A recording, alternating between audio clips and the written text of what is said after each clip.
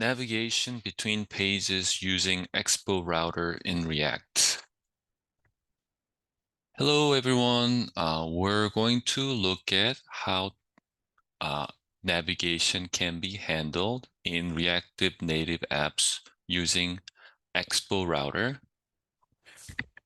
There is a lecture that goes into Expo Router, but just to give you an overview, Expo Router simplifies the process, offering features like client-side navigation and stack management. It is really similar to how you'd manage routing in web applications, but optimized for mobile environments. Unlike React navigation, which can be more complex, Expo Router provides a more straightforward approach, making it a good choice for those who are new to mobile development in React. Basic navigation concepts. So let's start with the basics. When you do Expo Router setup, the application is usually divided into several main files, such as index.js, about.js, and there will be some dynamic routes, something like route that specify route for each user with user ID. So the link component from Expo Router functions similarly to the A tag in HTML, and you can use href attributes to specify the destination. So this using link component will be like the fundamental way of creating navigable links within your app. And you can see this example of a homepage component. Navigation components and usage. So you can here see that there is an example of basic navigation use. So the link component, as we've seen from previous slide and in this slide, makes it straightforward to navigate between pages. However, if you need more control over the styling or behavior of the link, you can also use as child prop here. And this as child prop allows the link component to adopt the properties of its child components. So for example, we're using pressable component, and by doing this, this enhances functionality and aesthetic appeal. Also for dynamic routes, passing an object with path name and parameters can help tailor navigation to user interactions, such as clicking on a user profile.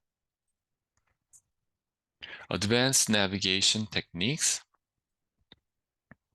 If you take a look at Expo Router, Expo Router also use a stack-based approach. So when you navigate to a new page, what happens is it's added to a navigation stack. So when you return to a previous page, what happens in the router is that it unwinds the stack back to the page. And understanding this is really important for managing the history of user navigation. The push method that you see here always adds a new route on top of the stack, while replace swaps the current route with a new one without stacking. So this can be particularly useful for actions like logging in, where you don't want to go back to the login screen. Imperative navigation. Sometimes you might need to perform navigation actions imperatively outside of React component, such as in response to certain events or within utility function. So this is where the router object comes into play. This router object provides methods like navigate, push, and replace that you can call programmatically. This flexibility allows for complex navigation scenario, such as logging out a user and redirecting them to a login page, as shown in the example. We have logout button component, and we have this button, title logout, and when this gets pressed, it will just use router object to replace current with login. Special cases and considerations.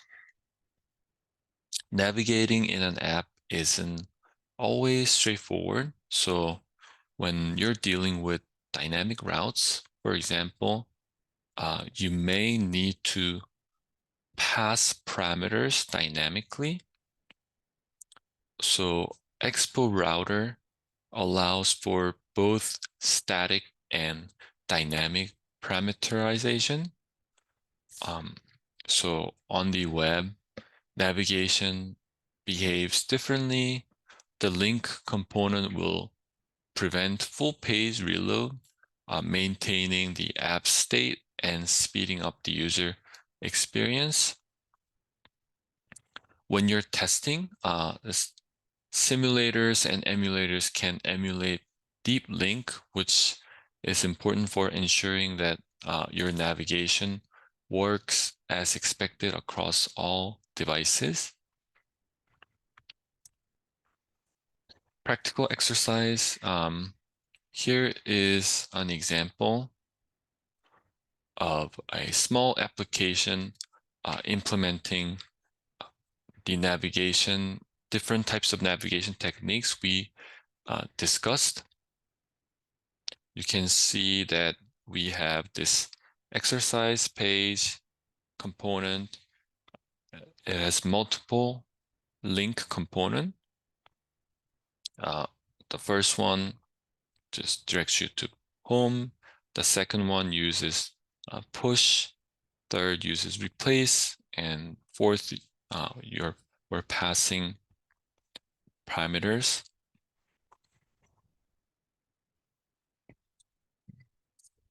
Conclusion to wrap up, we've looked at how the navigation works between pages when you're using Expo Router. And we looked at both the basic navigation techniques and also a little more advanced navigation technique. So if you want to learn more, please check out the Expo Router documentation. Thank you everyone for listening.